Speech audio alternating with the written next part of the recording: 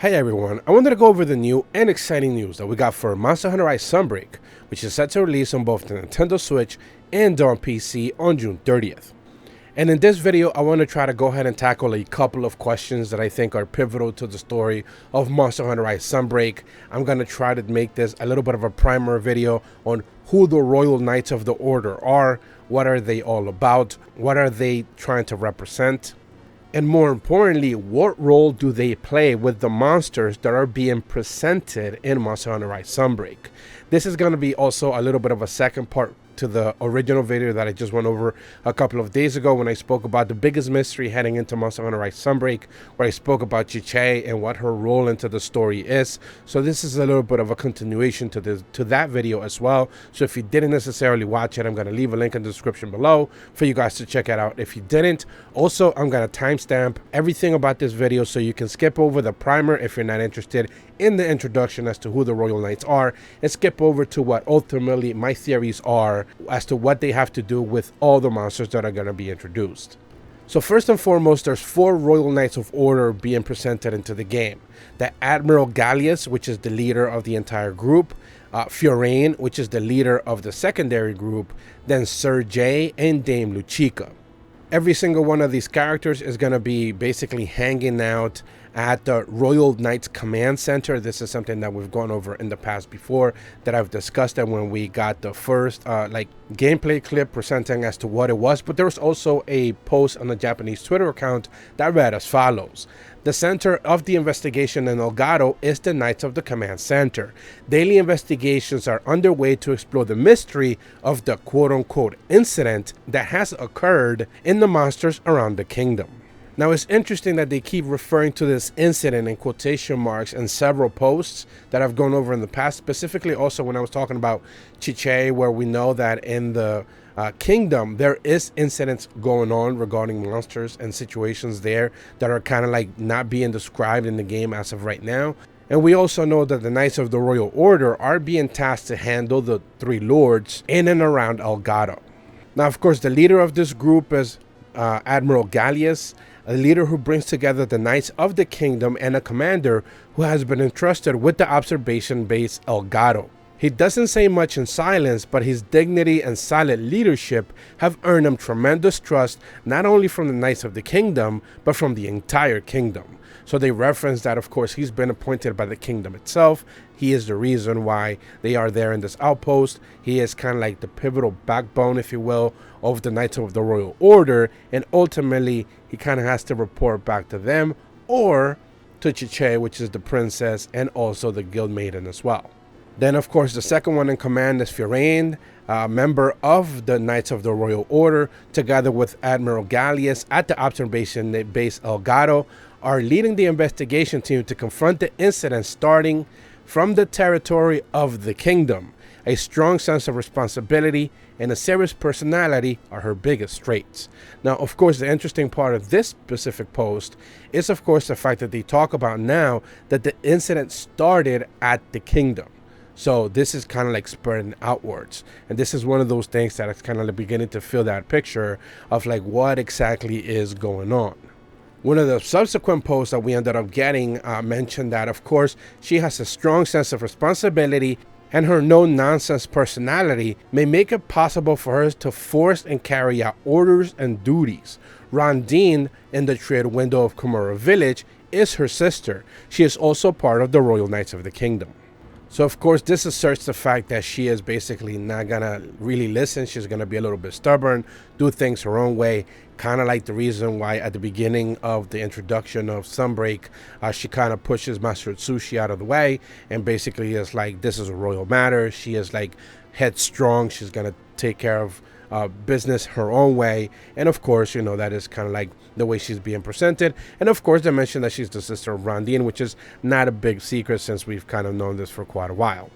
Then right underneath Fiorane is, of course, Dame Luchica, which is also being introduced as a student who has a wealth of knowledge about monsters and history. However, when there's a rumor that when she goes on a mission, she also shows a different side. And of course, the profile in the official website gives us a better distinction of her as well, which reads as follows. A Knight of the Royal Order stationed in Elgato, ever calm, she rarely shows emotion, and no one in the outpost has ever seen the corners of her mouth curl up upwards, which is a weird description to say she never actually smiles. Being serious and hardworking, she has a profound knowledge of history and monsters. She is said to be a fine hunter, though for some reason others shun the chance to hunt with her. And the last Royal Knights of the Order to have to mention is Sir Jay. The description reads as follows: a newcomer to the Kingdom's Knights in the observation base Elgato. His hobby is to train his body, although he doesn't think all that much. An energetic, hot-blooded man who tries to solve any situation with proud strength. And the official profile on the website reads as follows: a Knight of the Royal Order stationed in Elgato, bright and cheerful, he's also a little impulsive, often choosing to act before he thinks. He loves working out, never missing his daily physical training, and he's also obsessed with Admiral Gallius to the point that he's secretly copying his hairstyle. So based on all the details that they've provided us so far, those are the 4 Royal Knights of the Order: Gallius, Fiorane, Lucica, and Jay. Now there are a couple of other characters that are worth mentioning, but I have to reinstate that they are not part of the Knights of the Royal Order. The first one, of course, is worth mentioning, is called Master Arlo, a man who trains the Knights of the Royal Order. He can be a little coarse and works his students extremely hard. He's big-hearted and caring father figure who has everyone's respect. Admiral Gallius has been a friend of his since childhood, and despite their very contrasting personality, they get along very well. They also do mention in the official profile that he did train Fiorane as well, and a couple of the Royal Knights as well. So Master Arlo has kind of been around for a while, but he is not part of the Royal Knights for whatever reason. Another pair of characters that also cannot go forgotten, of course, are the Cavaliers, Selva and Paz. Now, if you remember, their voice packs were revealed and released back in like December in Monster Hunter Rise, and now they were finally going to be introduced into the game as like official characters as part of the story and everything along those lines. However, they are also not Royal Knights. They are part of the Cavaliers, specifically mentioning when we're talking about Selva, they mentioned that he is distantly related to a royal family. However, he isn't interested in taking over the throne. Selva is also known to be quite confident and a bit conceited. That said, he is also quite compassionate. And when they talk about Paz, they mention that she was a pop star that turned hunter. She rose to popularity due to her demeanor and her music, but she still manages to retain her youthful personality with a cheerful demeanor and a violent streak. So these 2 characters are not part of the Royal Knights, but they're part of the Cavaliers. Ultimately, the Cavaliers are kind of like, I guess, the hunters of Elgato itself, but not necessarily part of the Royal Knights. For whatever reason, they have a different distinction, and they seem to deal with things in a more local area as opposed to the Royal Knights would have to deal with the bigger and more, I guess, dangerous situations. Now that we got all the introductions out of the way, I think there's something worth talking about, and that is the fact that, of course, yes, the Royal Knights, their goal is to basically take care and bring down the 3 lords. That is their goal. But we also know that there's something going on back at the kingdom that the game not necessarily has basically given us any details on. Capcom has been keeping that secret, especially when we saw Malzeno's throne. They kept that very tight. That they didn't even want to address the fact that they were actually showing Malzeno's resonance seeping through the pulpit of that, like the castle, basically, which is what they exactly showed. So their goal is to check out Malzeno's resonance, figure out what it is going on with it. It is the leader as it's kind of being presented. We went over that in one of the concept arts as the way Capcom is presenting Malzeno as the leader of the 3 lords in like a roundabout way. Not really telling the other monsters what to do, but ultimately it is the strongest one of them all. And as they kind of fight for dominance, at the same time, they're kind of like destroying the environment, the biomes. And the goal of the Royal Knights is kind of to put a stop to that. Chiche is set to oversee that at the behest of the kingdom. That we kind of already stated. One of the theories that I saw going around was the fact that the pins that 7 of the characters that have been introduced kind of adorn themselves with, and this is something that's created a little bit of like a fan theory as to what could that possibly be, but ultimately nothing really has, shown any sort of significance to it. Fiorane Admiral Gallius Bahari, which is the scientist. I've not really spoken about him all that much, ultimately because we don't necessarily know his role into any of this. He seems to be more like the character that we had to deal with in World, where they just kind of gave us like side tasks to deal with, to check out the environments, but that was kind of about it. Not necessarily that big of a deal. Chiche Melaine, which is the a blacksmith, I believe, and Sergey and Dame Luchika.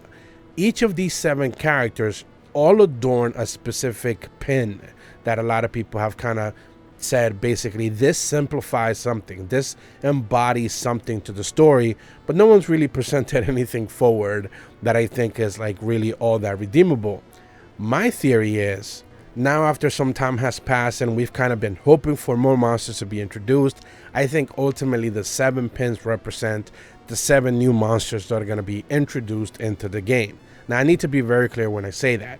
I actually mean 7 new monsters. I don't mean like Blood Orange Bishaten or returning monsters like Shogun Senator or anything along those lines. I literally mean 7 new monsters. So 3 of them we already know: Luna Garen, Garen Golem, and Malzeno. So we need to see 4 more new monsters being introduced. I think ultimately, I know I made a video a couple of months back theorizing how many monsters we ultimately could expect being added into this game. And the number that I came down to was 10. I said that 10 new monsters would be introduced, and separately a host of subspecies, apexes, and stuff like that would round out that number to about 20. That was my theory at that point in time.